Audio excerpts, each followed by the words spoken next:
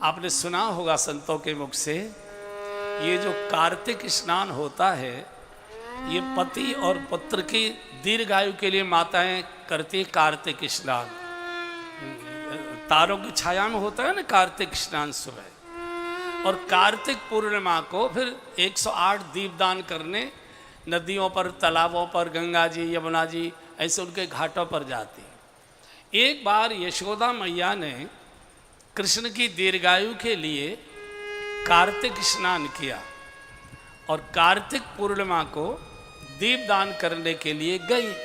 कन्हैया को गोद में ले गई, माताएं जैसे बच्चों को गोद में ले जाती है, तो कन्हैया को गोद से उतार दिया, यमुना जी के किनारे बैठी, 108 दीपक जलाए और ले यमुना मैया, दीपक जलाए, जय यमुना मैया।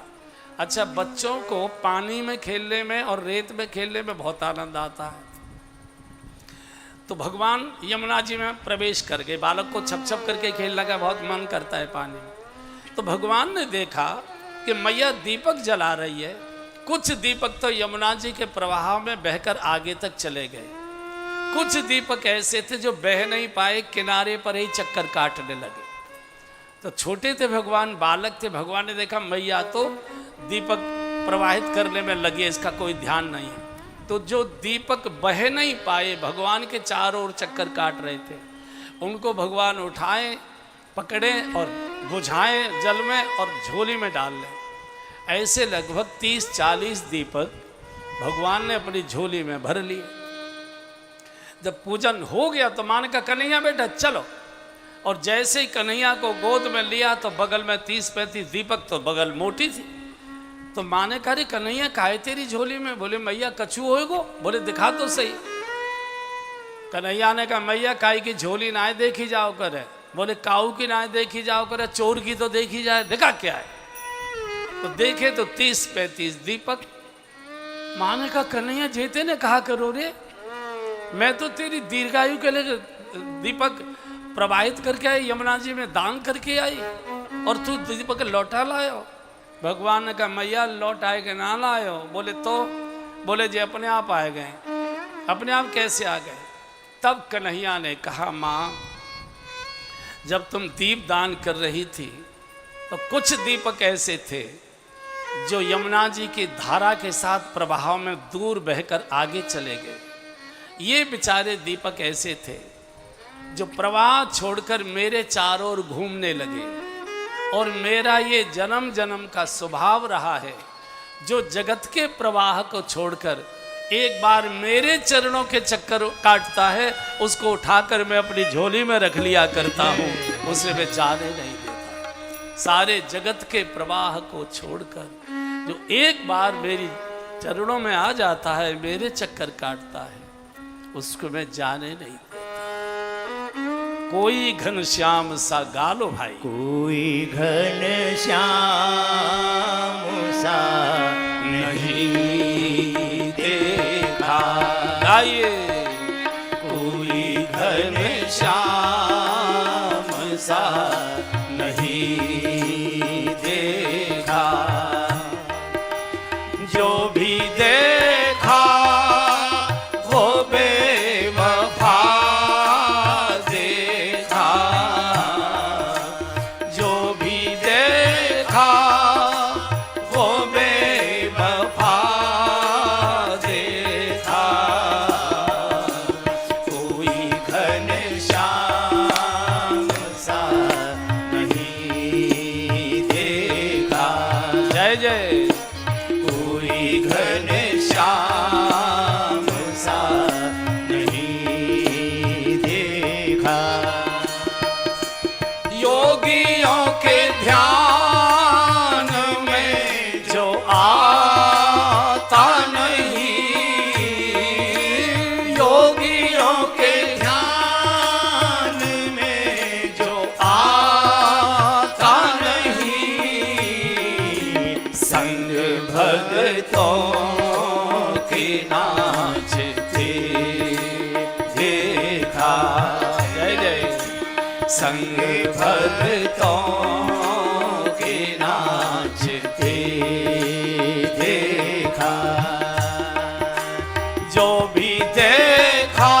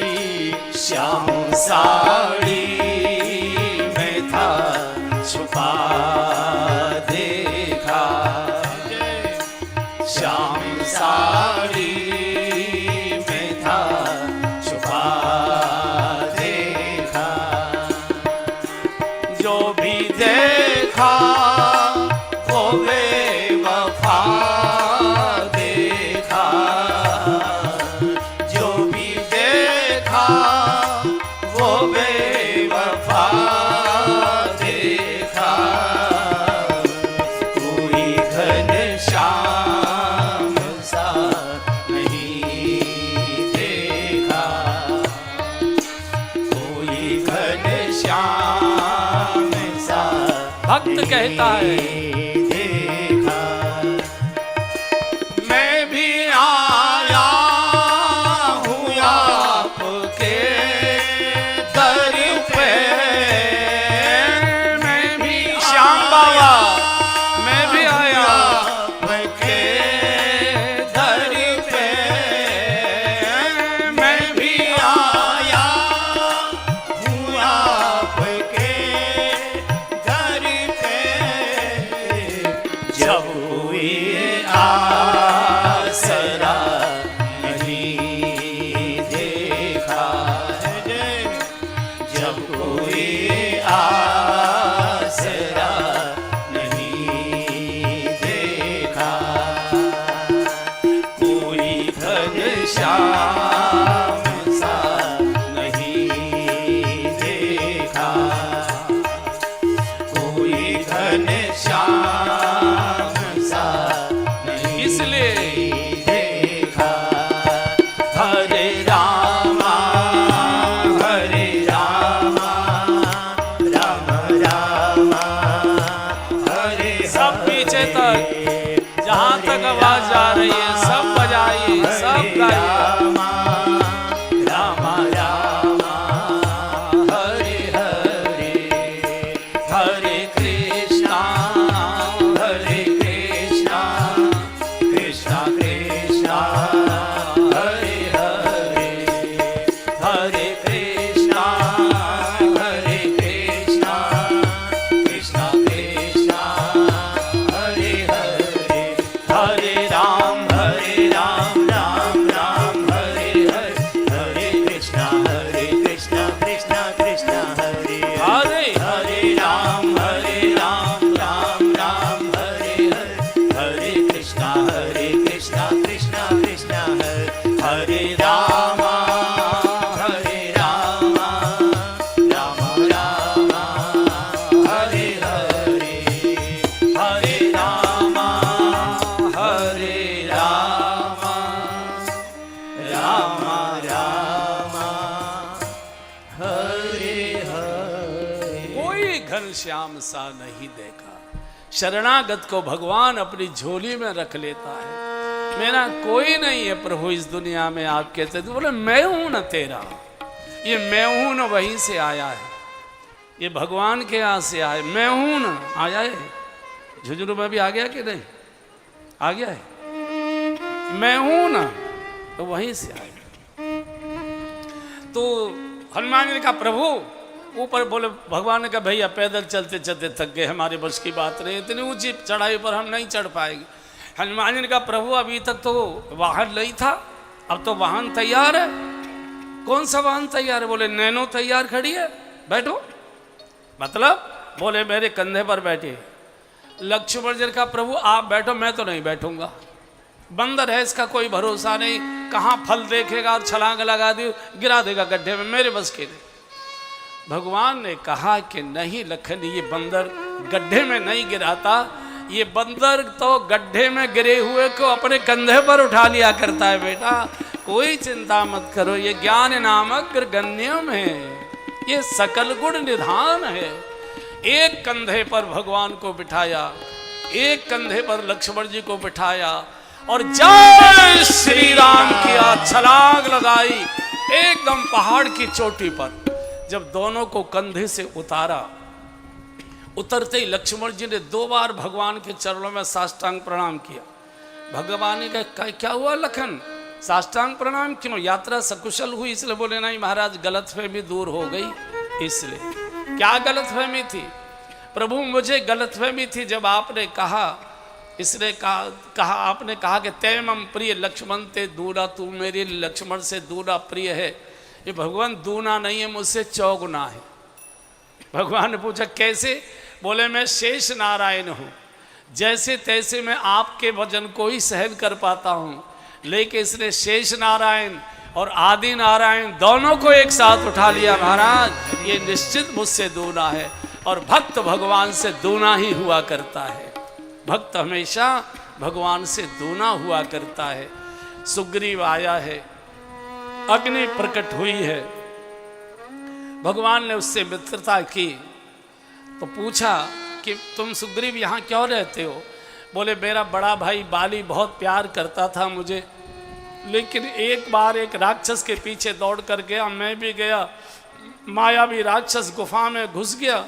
भैया ने मुझे कहा तू भैया यहीं बैठना, मैं मार कर आता हूँ।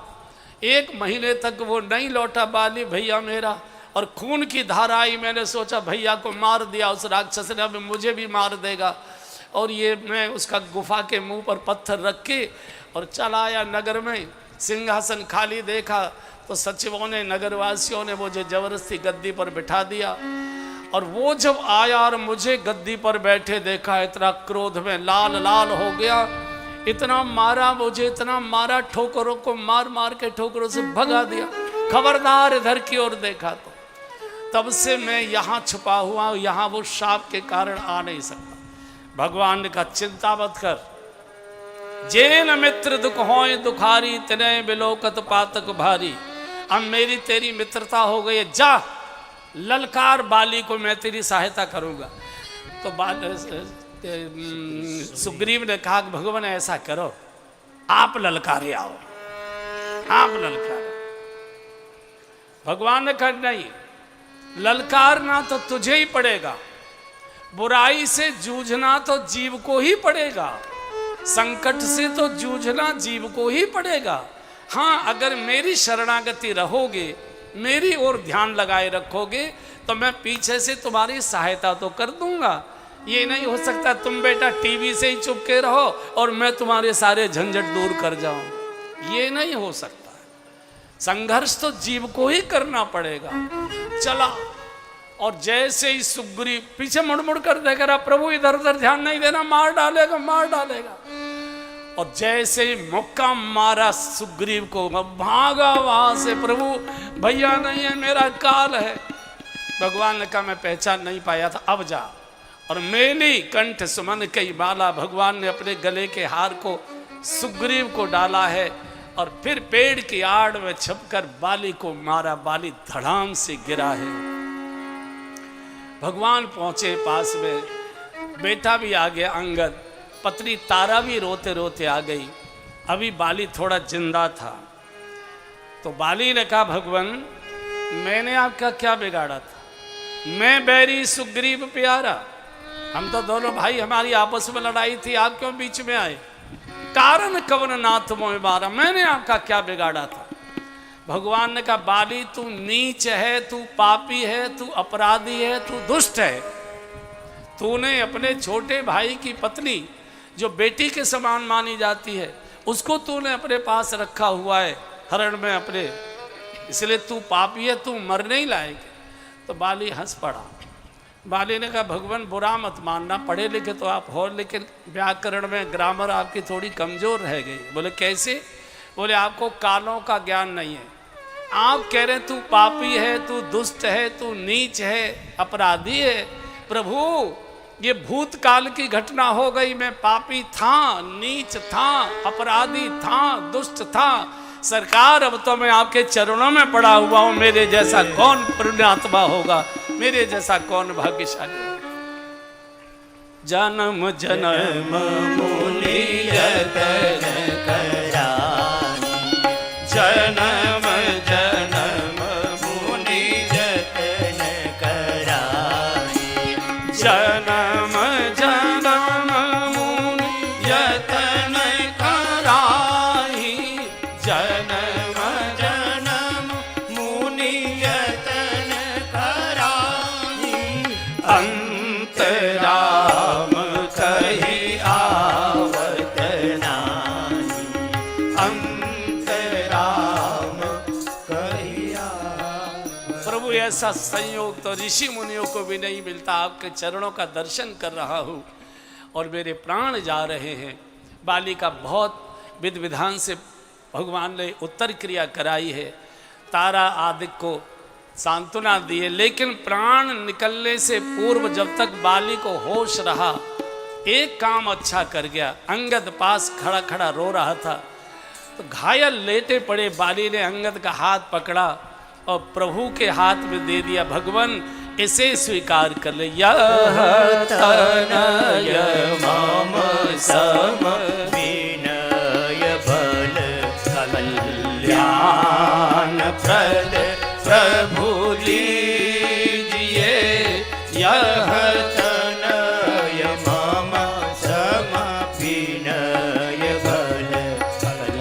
कल्याण प्रद प्रभु लीजिए गहे बासुर नर नावन दास अंगद कीजिए गहे बासुर नर नावन। बाली से सीखने लायक है ये प्रसंग। मरते मरते प्राण निकलने से पहले बाली ने अपने बेटे को भगवान के हाथ में दे दिया। और ये सूचना है मानस की, अपने जीवन काल में अपने बेटे को किसी न किसी संत के साथ जोड़ जाइए, किसी न किसी धार्मिक कार्य के साथ जोड़ जाइए, किसी पवित्र सामाजिक सेवा के कार्य से जोड़ जाइए। कोई न कोई राष्ट्र के कल्याण के बहुत से काम होते, उनके साथ जोड़ जाइए। आपके भी नाम को रोशन करेगा और उसका भी जीवन धन्य धन्य हो जाएगा। बाली जैसा राक्षस मरने से पूर्व अपने बेटे को भगवान की शरणागत देकर जा रहे कि ये मेरे जैसा राक्षस बन जाए, प्रभु आप अपनी शरण में लीजिए। गए बासुर नर नाह आपन दास अंगद कीजिए।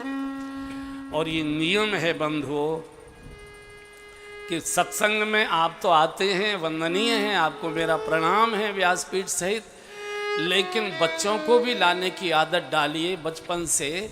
यहाँ जो कई बुजुर्ग बैठे हैं उनमें आज तक जो संस्कार हैं धर्म के, सत्संग के, पुण्य के, दान के, सत्कर्म के, वो इसलिए हैं कि वो अपने दादाजी दादी जी के साथ सत्संग में जाते रहे होंगे, पिताजी माताजी के साथ बचपन में सत्संग में, मंदिरों में, तीर्थों में जाते रहे होंगे, तो उनको वो अभ्यास बना हुआ है। हमारी आगे आने वाली पीढ़ी ये संस्कारित रहे, भारतीय संस्कृति में ये सराबोर रहे, इसके लिए आवश्यक है कि सत्कर्म में, अच्छे सत्संग में बच्चों को भी, छोटे बच्चों पर बहुत गहरा संस्कार पड़ता है। मुझे लगभग अपनी 4 वर्ष की अवस्था तक का याद है। हम जहाँ जन्मे हैं वो बहुत इंटीरियर का गांव था, 7 किलोमीटर पैदल चलकर तब सड़क मिलती थी, तब बस में बैठने का मौका मिलता। तो उस जगह सड़क के पास 7 किलोमीटर दूर आर्य समाज का एक बड़ा गुरुकुल था। ऋषि दयानंद जी महाराज वहाँ कुछ समय रहे थे, उनके द्वारा खड़ा किया गया वो गुरुकुल था। स्वामी सर्वदानंद जी महाराज ने वो खड़ा किया था। ऋषि दयानंद जी वहाँ 1 साल रुके थे। तो वहाँ जलसा होता था, तो हम छोटे छोटे बच्चे, और उस समय लकड़भग्गे बहुत होते थे जो बच्चों को खा जाते थे, तो टोली बनाकर हम लोग बड़े बड़े ऋषियों का, संतों का, प्रवचनकारों के प्रवचन सुनने जाते थे। कक्षा 4 के विद्यार्थी को क्या होश रहता है, लेकिन वो संस्कार हमको यहाँ तक ले आए कि आज झुंझुनू में व्यासपीठ पर बैठकर हम भगवान की कथा सुना रहे हैं। अपने जीवन काल में बच्चों को जरूर साधु महात्माओं के पास, तीर्थों में, कथाओं में, प्रवचनों में जरूर कोई न कोई बात जरूर मन में गिर जाएगी बंधुओं। अगर बीज धरती में पड़ा है तो अनुकूल मौसम आने पर वो उग के निश्चित आएगा, वो पौधा जरूर बनेगा। बथुआ कभी खेत में बोया नहीं जाता, साल भर खेत में पानी लगाइए, खाद डालिए, बथुआ नहीं दिखाई देगा। लेकिन जैसे ही कार्तिक मास शुरू होता है, खेत में बथुआ निकलना शुरू हो जाता है। कारण किसी ने बोया नहीं, प्रकृति से ही बथुआ के बीज खेत के गर्भ में पड़े थे, अनुकूल मौसम की प्रतीक्षा कर रहा था, बथुआ निकल आया। आप सड़कों पर जा रहे हैं, आप देखेंगे कि पूरे साल सड़क बिल्कुल खाली रहती है, पट्टियाँ, कोई घास तिनका नहीं होता। लेकिन जैसे ही जुलाई अगस्त में रिमझिम रिमझिम वर्षा शुरू हो जाती है, अनेक प्रकार के पौधे सड़कों के किनारे निकल कर खड़े हो जाया करते। किसी ने बोए थे? किसी ने नहीं बोए, वो प्रकृति के गर्भ में ही आए थे, अनुकूल मौसम की प्रतीक्षा कर रहे थे। हो सकता है बच्चों पर इस समय असर न पड़े, लेकिन जब वो बाल बच्चेदार होंगे तो उनको याद आएगी कि हमारी दादी जी हमको उंगली पकड़कर कथा में ले जाती थी। एक खूसट सा बाबा आया था वृंदावन से कथा करने, उसकी हमने कथा सुनी थी। उस संस्कार उसके मन में होंगे, वो आगे की पीढ़ी तक चलाएगी। एक राक्षस अपने बच्चे को मरने से पूर्व भगवान को समर्पित करके जा रहा है। यह तनय मम सम विनय बल कल्याण प्रद प्रभु लीजिए गए बांसुर नर राम। बड़े लोग, अब यहाँ की तो बात नहीं कर रहा हूँ, झुंझुनू बहुत धार्मिक शहर है, यहाँ तो दादी माँ विराजमान है, श्याम बाबा की छत्र छाया में ये नगर बसा हुआ है। लेकिन ज़्यादातर लोग होशियार होते हैं, बच्चों को सत्संग से बचाते हैं। अगर सत्संग की आदत पड़ गई तो व्यापार कैसे चलाएगा, क्योंकि व्यापार में तो नंबर 2 नंबर 3 इधर उधर सब करना ही पड़ता है।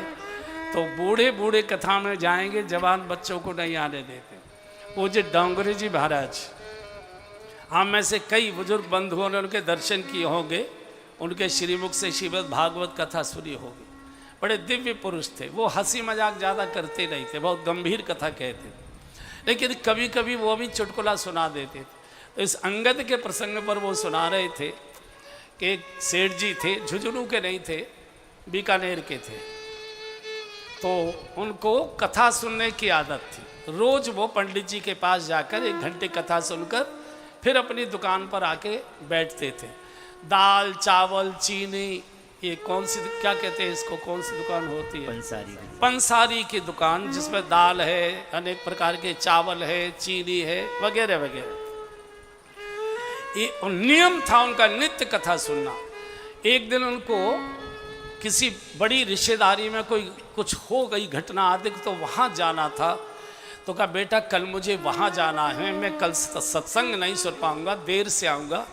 तो ऐसा करना कि 4 केले लेकर जाना, पंडित जी के चरणों में बैठकर कथा सुनना, केले चढ़ाना और आकर दुकान खोल लेना, और थोड़ी देर बाद मैं पहुँच जाऊँगा, फिर तो अपना स्कूल चले जाना।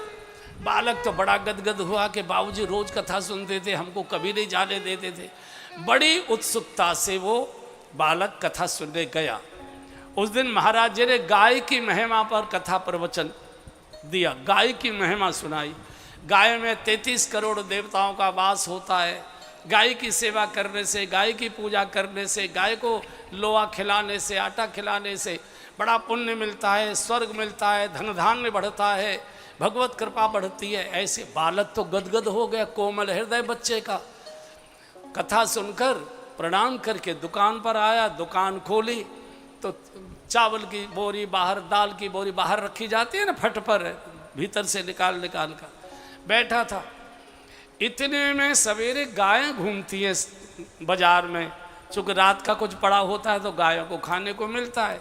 तो एक गाय आ रही थी उधर से, तो बालक तो गदगद हो गया, बोले ओहो 33 करोड़ देवता कथा सुनते ही आ गए, हाथ जोड़े बैठा है। अब गाय ने इधर को मुंह किया तो चीनी और चावल और दाल की बोरी खुली हुई। आज चकाचक गाय ने भंडारा करना शुरू कर दिया अपना। ये हाथ जोड़े बैठा हुआ है, महाराज पाइए, प्रसाद पाइए, 33 करोड़। उधर से पिताजी रिश्तेदारी से लौट कर आ रहे थे।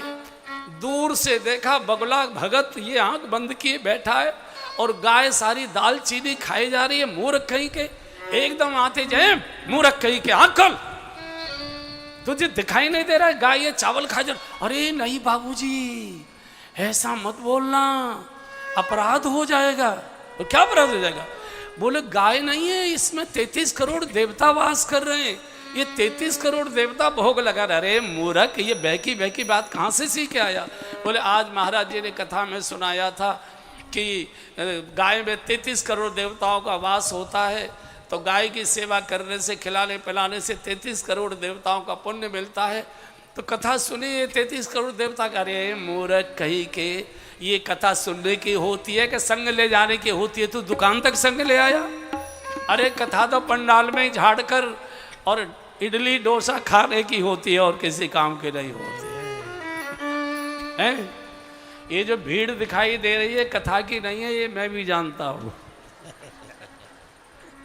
इतनी भीड़ देखो ना, दूर दूर तक सिरे ही सिरे दिखाई दे रहे हैं। चलो कोई बात नहीं, इडली ही आपको कथा में ले आएगी, कभी ना कभी तो अमृत भीतर प्रवेश कर जाएगा, इडली पर भी कृपा हो जाएगी, चिंता मत कर। तो भगवान ने कहा सुग्रीव राज्य का संचालन करो, 4 मास हैं, वर्षा ऋतु है, लेकिन भोगी को भोग मिल गया, खोई हुई पत्नी मिल गई, गया हुआ राज्य मिल गया।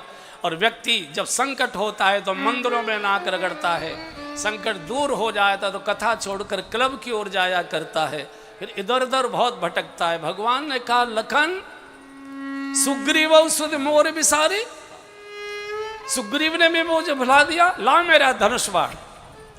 लक्ष्मण जी का प्रभु बड़े का काम आपने किया था, छोटे का मैं करूंगा। तो बोले नहीं, भय दिखाए ले आवो।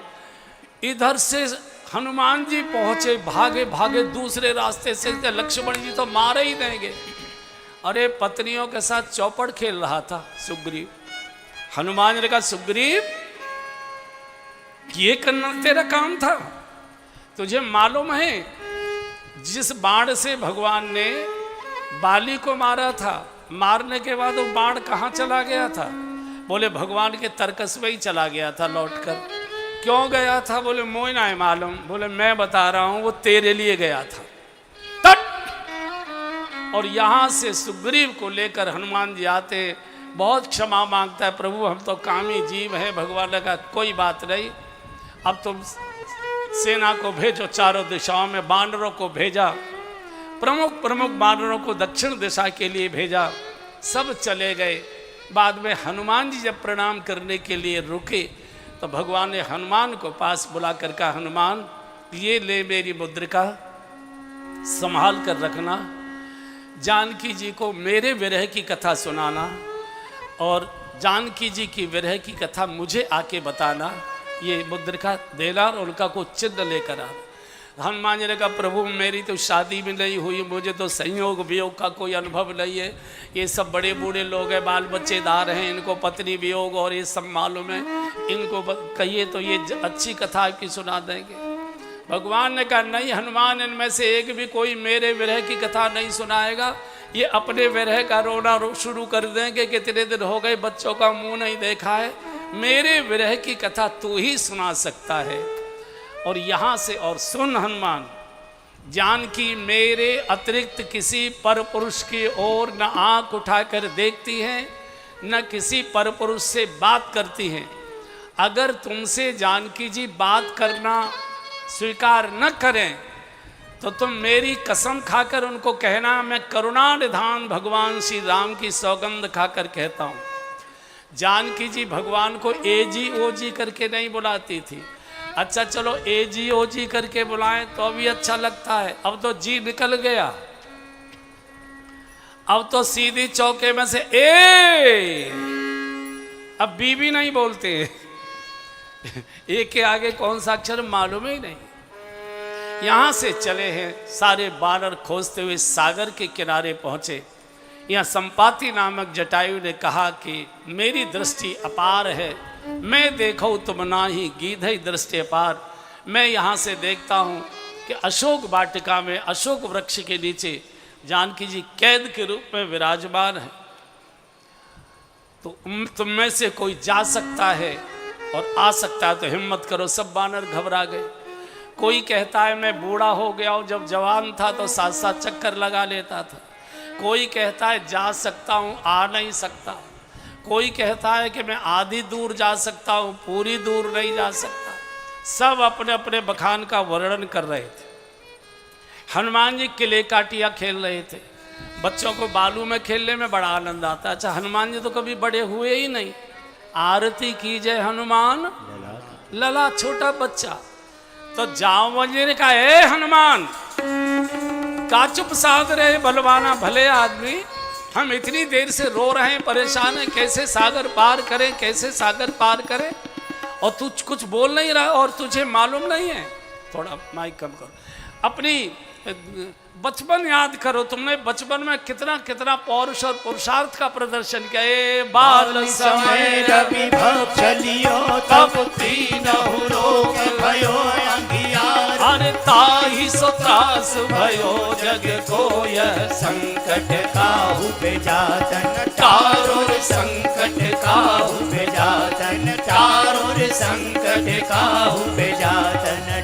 अरे देवन आन करी विनती जग छाड़ दियो रवि कष्ट निवार। अरे कौन ही जानत है जग में कभी संकट मोचन नाम, तिहारो संकट मोचन नाम, तिहारो संकट मोचन। समय विभक्ष लियो तब तीरहो लोक भयो ध्यार। और तुझको मालूम नहीं तेरा जन्म किस काम के लिए हुआ है? बोले मुझे तो मालूम नहीं।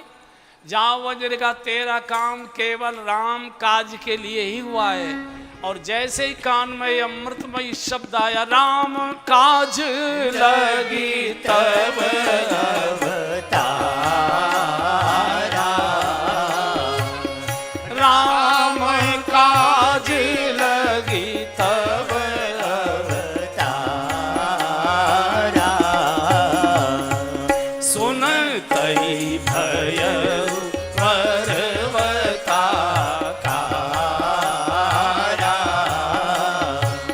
सुनतई भय पर्वता कारा, कनक बरन तन तेज विराजा, कनक बरन तन तेज विराजा, मानहु अपर गिरिन कर राजा, मानहु अपर गिरिन कर राजा, सिंहनाद करी बारही बारा, सिंहनाद करी बारही बारा, लीलहि नागं जलनिधि धारा, लीलहि नागं जलनिधि धारा। का चुप साध रहे वै एकदम सिंहनाद बड़े हाउ हुम होम करने लगे। बोलो जामन जी क्या करना है?